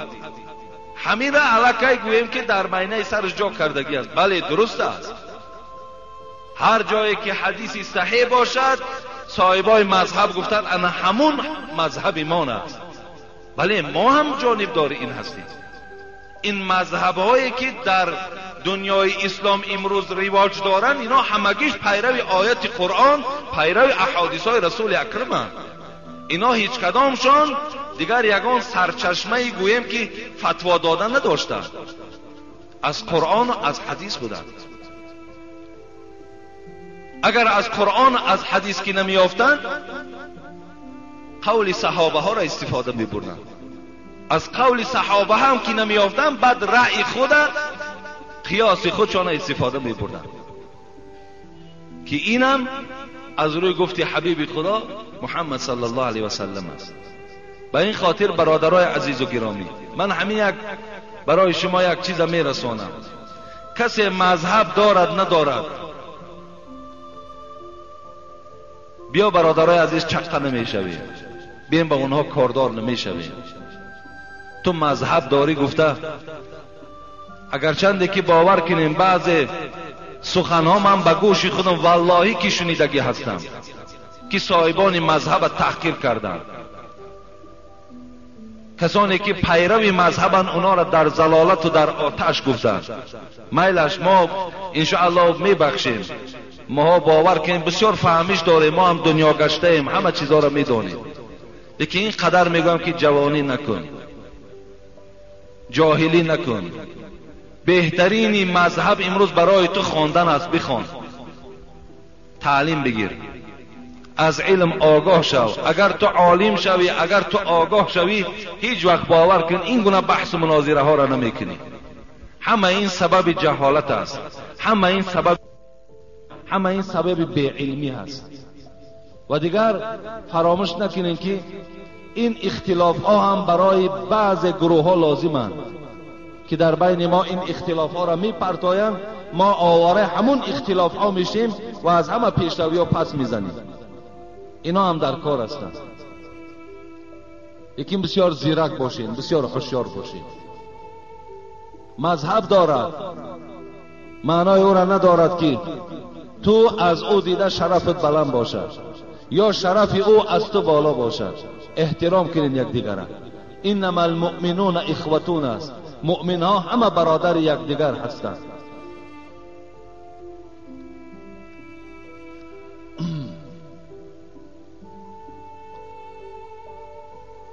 در اطراف پایه ها را محض کشیدن از بالای جوراب.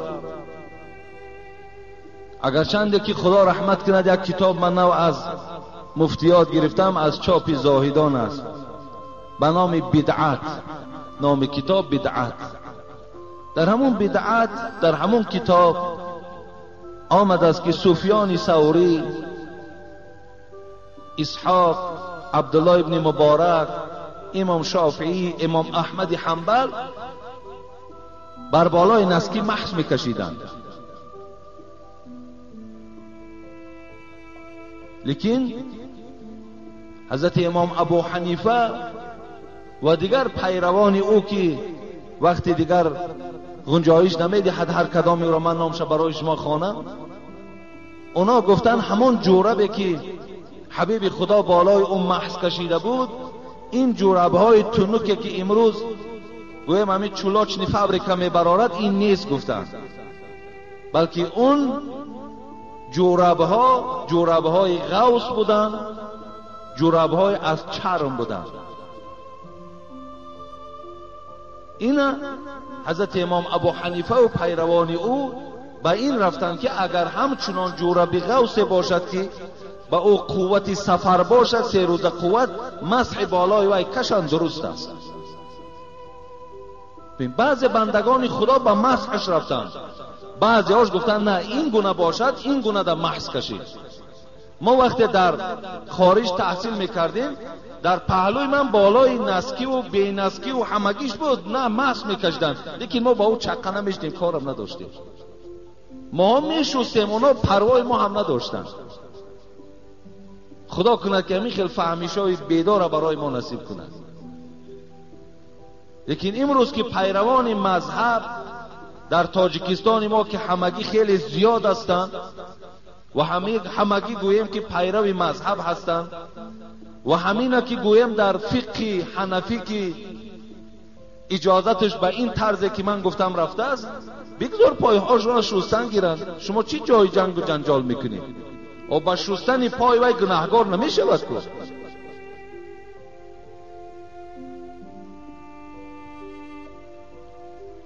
در نماز پایه ها را چگونه گذاشتن در کار؟ اگر مثل آنها نگذاری با تو جنگ و جنجال میکنن. بسیار خوب میشود که اگر بسیاری سوال های هستن که برای من خوب میشود نام های همونها را میگفتی و خود همون آدم به من مراجعت خودش میکرد. بسیار سوال های هستن که شاید که برای عصبانی کردن، برای ناآرام کردن هم این گونه سوال ها می آید. همون شخصی که سوال میدهد خودش پیش من بیاید. و کیا هستن امونا برای ما بیان کند. ما دائم سفرمون همون دوشنبه هست، میبینیم قطعیشون مصلحت میکنیم. این از روی نافهمی میشود. انشاءالله اگر ما با امونا صحبت کنیم، امونا را فهمونیم، همه همون قبول میکنن. اینا باعث جنگ و جنجال نیستن. پای گذاشتن در مذهب امام ابو حنیفه 4 انگشت است. 4 انگشت در مذهب امام ابو حنیفه است. حضرت امام شافعی رحمت الله علیه یک وجب گفتند، لیکن حضرت امام مالک امام احمد حنبل میانه را گرفتن، یعنی همون حالتی که آدم خیل خودش در بالای همون پایه ها خوب حس میکرد، همون خیل گذاشته نماز خواند، نمازش درست است گفتن. این است طرز پای گذاشتن، از روی گویم که همون مسئله فقهی که من در کتاب ها تماشا کردم. خب در وقت سجده دست ها را برداشته و بالا می پرتاید. مثلا در حدیثی که علقمه از عبدالله ابن مسعود روایت کردن که دلیل حضرت امام ابو حنیفه هم همین است که این حدیث ترمذی در حدیث حسن گفتند، این بود که حضرت عبدالله وقتی که گفت آیا برای شما من نماز پیغمبر خدا را نشان دهم؟ شاید عبدالله را همت میشناسین. عبدالله ابن مسعود یکی از صحابه های جلیل القدر حبیب خدا بودند، یکی از کسانی بودند که حبیب خدا اللهم فقیه فی الدین گفت، خدایا همین عبدالله را فقیه در دین بگردان. و این حضرت عبدالله سالهای دراز از تا حتی پایان خلافت حضرت عثمان در شهر کوفه درس میداد، که در اینجا گوییم که یکی از پایگاهی ارتش اسلامی در دوره‌های حضرت عمر بود کوفه. 4000 صحابه میگه در اینجا وجود داشت که از اینها 70 نفرش جنگاوران بدر بود که اونا خیلی گوییم که امتیازهای بلند داشتن. و عبدالله در اونجا گوییم که درس میداد، لیکن رفع یدین نمیکرد. حضرت امام مالک هم در مدینه که درس میگفت و رفع یدین نمیکرد. و عبدالله ابن مسعود گفت آیا برای شما من نماز حبیب خدا را تعلیم دهم؟ و خیس نماز خوان، دستی که برداشت میگوید یکم بار برای تحریمه بس داد برداشت، در دیگر باقی نماز دست برداری نکرد. این حدیث حسن میگوید در ترمذی. لیکن حدیث های در باب رفع یدین وجود دارد و پیروان مذهب امام ابو حنیفه انا همین دلیل برای خود اختیار کردن، بغیر این چند دلیل دیگر است. و همین گویم که برای خود یک اساس گذاشتن و این چنین نماز میخونن، بگذار همچنان نماز خواندن گیرن.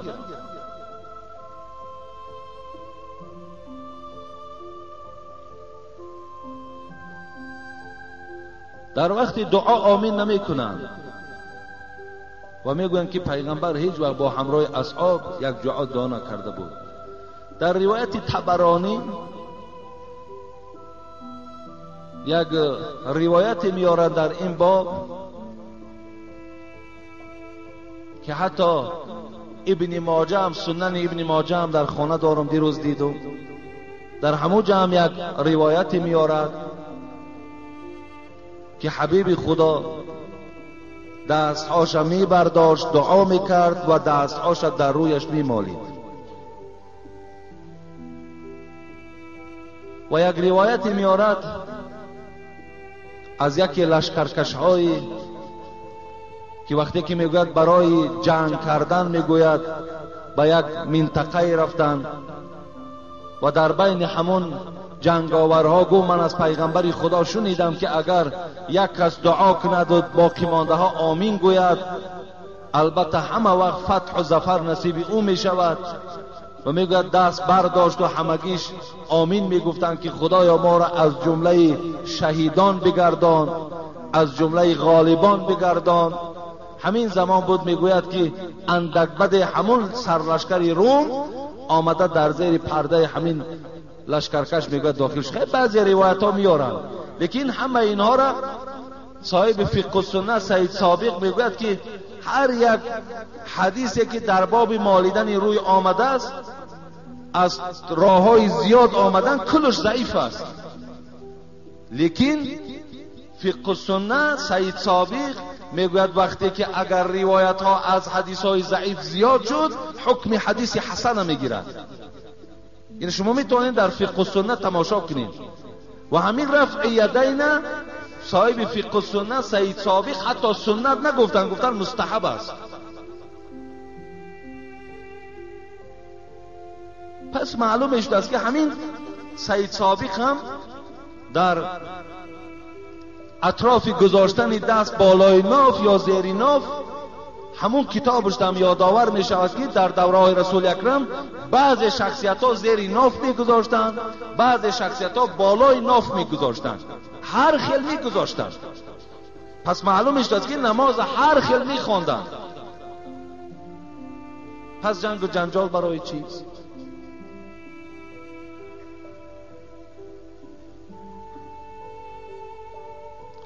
باز میگویند که تراویح 8 رکعت است، مگر اینها درستند یا نه؟ آخران سوال بود. تراویح 8 رکعت بودن شد در کتاب ها میگوید که دلیل وجود ندارد که حبیب خدا 8 خواندن یا 20 خواندن. و حتی که در دوره های حضرت عمر ابی ابن کعب را امر کرد که امامتی کند و مردم از پس او اقتدا کنند و 20 رکعت نماز تراویح خواندند. 20 رکعت نماز تراویح را با امامتی ابی ابن کعب خواندند که این صاحبان مذهب همش تصدیق دارند. از آن جمله ابن تیمیه هم که یکی از عالم‌های مشهور هستند، وی هم در همین چیز تصدیق دارد که در دوره های حضرت عمر 20 رکعت نماز تراویح رواج بود. بعد از او دوره حضرت عثمان هم 20 رکعت نماز تراویح خواندند. حضرت علی هم 20 رکعت نماز تراویح خواندند.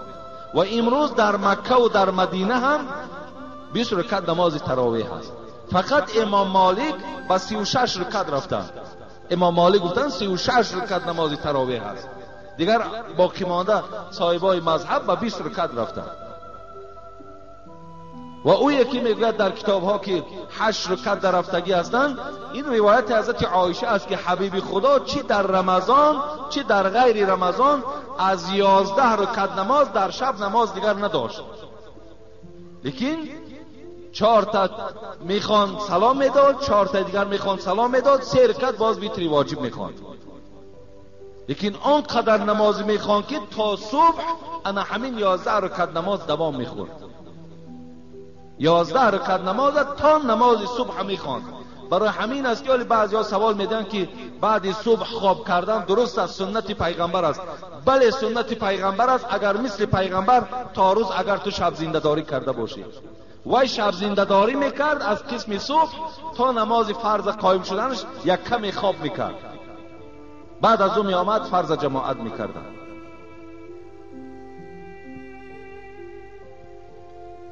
السلام علیکم داملای عزیز. میگویند که 3 کس در کودکی در گهواره سخن گفتگی هستند. آیا این حقیقت دارد یا ندارد؟ بله حقیقت دارد. یکی از اینا حضرت عیسی ابن مریم است. حضرت عیسی پیغمبر خدا در گهواره در خردی صحبت کرده بود. دوم حضرت جریج میگویند، حدیث متفقون علیه است، میگوید آنقدر بچه به عبادت بود، آنقدر در عبادت پروردگار قائم بود که برای خود میگوید یک موضع مخصوص برای عبادت جدا کرده بود که از خلق جدا بود. در همون موضع عبادت میکرد، خدا را پرستش میکرد. و ناگاه میگوید روز مادرش فریاد زد یا جریج. حضرت جریج صدای مادرش شنید در عبادت. لیکن چی میگفت؟ خدایا نمازم یا مادرم، نماز دوام دهم یا جواب مادر مگردانم. و همچون نماز دوام داد جواب مادرش نگفت. دویم بار میگوید باز مادر روز دیگر فریاد زد. باز جریج در عبادت که بود گفت نمازم یا مادرم. باز نمازش ادامه داد. سیوم روزم این چنین تکرار کرد. بعداً مادرش میگوید خیلی خشمناک شدن و گفتن جان تو را خدا نگیرد تا زمانی که اگر با یک زن زیناکار روبرو نشوی. مادرش دعای بد کردن. البته دعا سه دعای هست که در پیش پروردگار لا شک فیهن میگوید، هیچ شکی نیست که این سه دعا قبول می شود. یکی از اونا دعوت الوالد است، دعای پدر و مادر در حق فرزند قبول می شود. بسیاری جوانای هستند امروز در مسجد ما نماز میخوانند که پدر و مادرها از او ناراضی هستند. بسیاری برادرای در اینجا نماز میخوانند که پدر و مادرشون از اونا ناراضی از دنیا گذشته است. بسیاری نمازخوانای هستند که فکر میکنند به همین نماز جمعه تمام ما جنت از خود کردیم، دیگر احترام پدر و مادر شرط نیست. حالان که برادرای عزیز گرامی همه شما را من تأکید میکنم تا زمانی که اگر پدر و مادر از تو راضی نباشد خدا از تو راضی نیست. حتی حبیب خدا گفت که هم جنتکی و نارکی، اونا جنت و اونا دوزخی تو هستند. بعدا میگوید یک زمان سپری شد که در همون دوره های جریج یک زن بینهایت میگوید زیبا بود، به حد حسن و جمالی به اندازه داشت و در حال دعای مادر که در نزد خدا قبول شده بود مصلحت کردن که من با همین جریج زنا میکنم تا که او را شرمنده کنیم. گفتن میلش. وقتی که این زن نزد جریج آمد و جریج که در عبادت بود هرچی خودش را زینا، هرچی خودش را زینت میداد، هر گونه رفتارهایی که میکرد گویا که جریج از طفیل انسان نباشد. برای او هیچ اینا زینتی نداشتند، برای که در وجود او ایمان بود، خدا ترسی بود. امروز زنها و پیش شما نه که بلکه شما برای زنها حرکت دارید. ولی من کجا گویم که وقتی که زنها و پیش شما بیایم باور کن شاید از 10 نفر شما 9 نفر شما به سوی زنا روید. این خدا دانا هست. وقتی که وای حسن و جمال داشته باشد، وقتی وای پول داشته باشد و پیش بعضی از شخصیت ها آمده و خودش یک گویم آرا و تارا دهد، خدا دانا هست. باور کنین ما و شما در همین گناه می لغزیم. امروز خیلی زنا هم رواج یافته است. اینجا سوال آمده است که من رفیقای دارم که در همین مسجد می نشینند لیکن نمازاشون هم می خوانند بازم این زنا میکنند. این چه عبادت است؟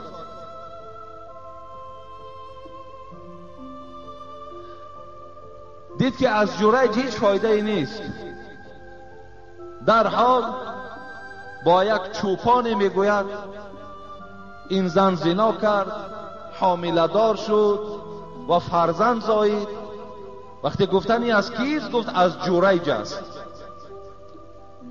در حال آمدن همون عبادتگاه جریج چپه کردن، جریج خودش را لخت و کوب کنان به میدان آوردن. وقتی گفتن چه حالت است، چه مسئله شده است، گفت این فرزندی که از این زن به دنیا آمده است از حساب زینای تو به دنیا آمده است. میگوید این جریج آدم خدا ترس، آدم همیشه در عبادت که بود، میگوید در شکم همین طفل خردک یک شپاتی زد و گفت ای کودک، ای طفل، بگو که پدر تو کیست؟ حبیب خدا حکایه دارد. میگوید این زبان به زبان آمد این طفل و گفت ای جریج تو از این زنا خالی هستی، انا همان چوپان به مادر من زنا کردگی است. این دویم طفل هست که کودکی که در آوان خوردی زبان کشاده و اثبات کرد که جریج از زنا خالی هست. سوم کودکی که در حدیث میگوید سخن گفتگی هستند، باره میگوید یک مادر کودکی خود شیر میداد، بناگاه به پیش مادر میگوید یک بالای اسب یک مرد خیلی با سکه و با صورت بسیار سر و لباس تازه داشتگی گذشت. این مادر که این اسب زیبا را بالای این مرد دارا را که دید، شاید که آدم دنیا دوستدار بوده است، مثل بعضی از اکثریت بندگان خدا که امروز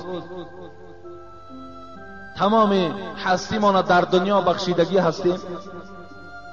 در حال دعا کرد این مادر که خدایا گفت همین طفلکی مرا گفت مثل انا همین مرد بگردان. این طفل میگوید وقتی شیر میخورد در حال میگوید پیستان مادر را خلاص کرد و گفت خدایا مرا از جمله همین مرد نگردان. و در حال میگوید باز شیر شب دوام دادن گرفت. این زمان میگوید وقتی این مادر حرکت کرد و رفت نگاه کرد که یک غلام بیچاره را میزدن و میگفتن که تو دزدی کردی، زنا کردی، تهمتش میکردن.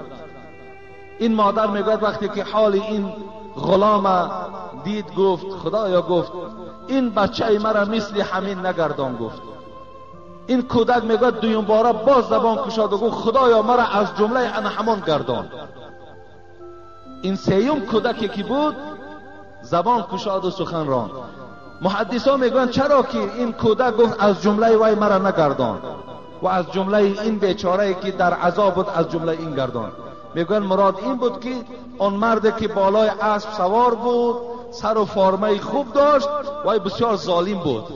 این کودک وای شناخت، گفت خدایا وقتی دعا کرد مادرش نفهمید که وای ظالم است. کودک که فهمید گفت خدایا مرا از جمله ظالم نگردان.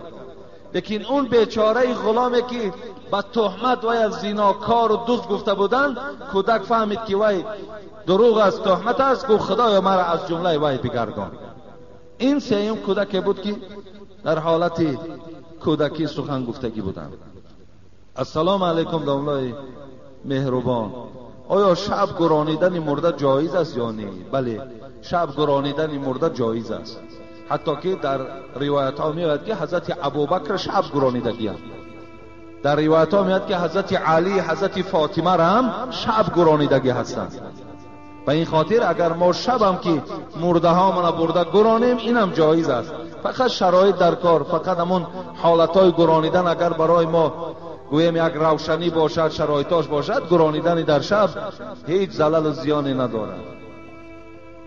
السلام علیکم داملای عزیز، شما گفتید که با معلمان رابطه زیج دارید. من هر روز با مادرم جنجال میکنم که خواهرم با سر و لباس مکتبی به مکتب نرود، زیرا که با کرته سفید مردانه و یوبکه دختر به بلاغت رسیدگی را ممکن نیست. آیا شما با معلمان در این باره سخن نمیگویید؟ التماس دعا کنید که خواهر ما صاحب ستر و حجاب شود.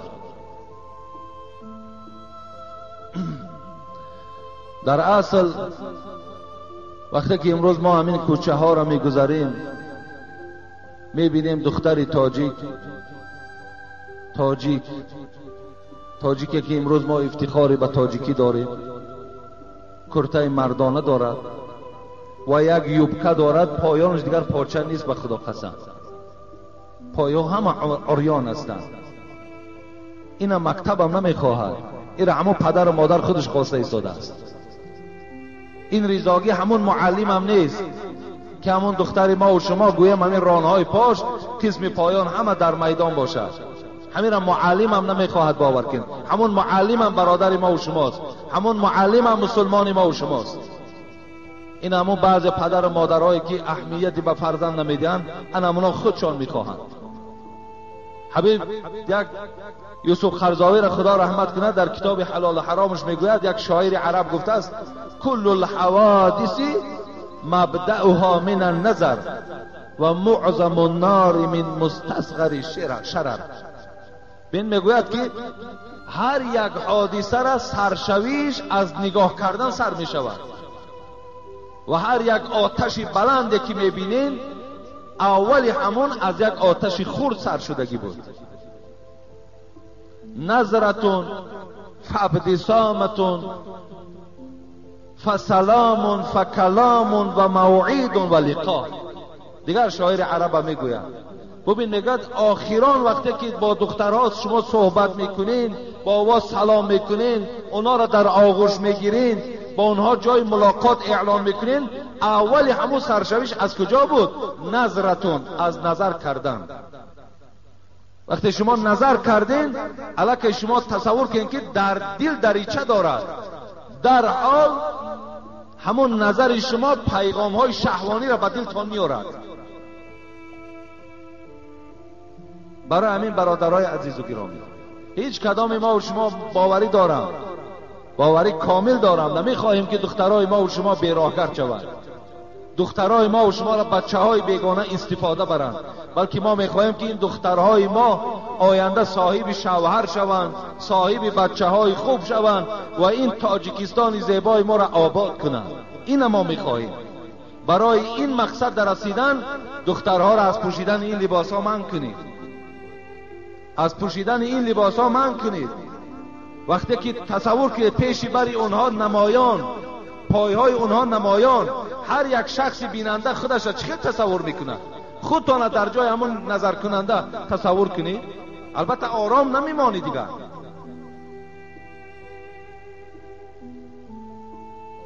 برای همین برادرای عزیز و گرامی احتیاط کنید، این بسیار مسئله مهم است. از اون مسئله هایی که ما و شما جزئیه که در اول من خواندم، جنگ و جنجال مثال ما و شما بیدار میکنیم، هر یک گروهی که نباشد در این اطراف حرکت کنید، اینجا بهبودی بیاره. این است مسئله های مهم برای ما.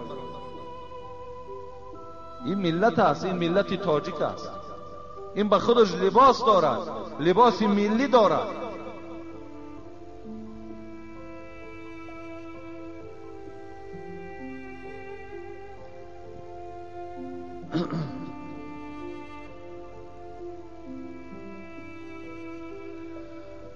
اینجا بعضی سوال های دیگر آمده است، بحث های زیاده طلب میکند. انشاءالله من اینا شد جمعه آینده برای شما معین میکنم که بعضی برادرها سوال کردن در اطراف توی صحبت کنید و بعضی برادرها دیگر مسئله ها. اینجا یک آدم دیگر هم خیلی یک مکتوب غم انگیز نویساندن که من میخواهم جمعه آینده همین خوانم که این برادر ما از ما خواسته است که سوال ای بهترین داملا حاجی میرزا، از یک پدر بسیار غمدار در 14 سال حیاتم صاحب یک فرزند شدم، یعنی بچه شدم و زمان تولد مادر این بچه از سر فرزند رفت. خیلی عذاب داشتم، لیکن غم و دقتم را با این فرزند بی مادر خاموش میکردم. این غم کم در یاد فراموشی بود که این بچه هم در سن 10 سالگی از بیماری گذشت. بسیار غمدار هستم. برای دلبرداری هم چیزی بگویید که از 300 کیلومتر راه دور برای شما این مکتوب روان کردم. انشاءالله من جمعه آینده برای دلبرداری این برادرم یک چند قصه هایی که صبر در راه غم و دقت است بیان میکنم. امروز دعا کنید، گفتن در حق مرحوم محمد شریف زردیف، بچه رئیس بابا زردیف که اینجا 1000 سامان آورده دادن، گفتن برای آبادی مسجد. و در حق خواهر مرحوم هم دعا کنید، اینجا هم یک مبلغ دیگر آوردن و یک برادر دیگر هم یک مبلغ دادن که در حق من دعا کنید. اینجا یک برادر دیگر سفر دارد، گفته است یک مبلغ برای آبادی مسجد روان کردند. یک برادر برای مسجد سیمین و سیم بلاک روان کردند. یک برادر عزیز خیلی گرامی داریم، خدا برکتش دهد، که خیلی یاردم کلان کردند نوکک در همین مسجد، که گفتن اعلانش نکنید. در حق دخترچه خردسال که در صدمه هلاک شده است دعا کنید. یک برادر در ما را زنگ زدن که در عالمتای وقتی آمدن مانده یک کودک زدیم هلاک شده است، در حقش دعا کنید. گفتن برای مشکلات، از همین مشکلات خلاص شدن هم در حق منم دعا کنید. در حق فرزندان محمد علی دعا کنید. در حق آنهایی که در صندوق خیریه صدقه کردن دعا کنید. چند برادر سفری رسیه دارد دعا کنید. گفتن دعا میکنیم که خدای مهربان این خیر احسان ها را قبول بگرداند و هر آرزو و امیدهایی که در دل این بندگان تو هستند خدایا آرزو و امیدهاشون حاصل بگردانی. خدایا این جمعیت ما را تا جمعه دیگر صحت و سلامت نگه داری و این عبادتی که الحال انجام دادیم اگرچه عبارت از سهو و غلط ها هست، خطاها هست، لغزش ها دارد، خدایا به درگاهت قبولش بگردانی. ربنا فاغفر لنا ذنوبنا وكفر عنا سيئاتنا وتوفنا مع الابرار برحمتك يا ارحم الراحمين.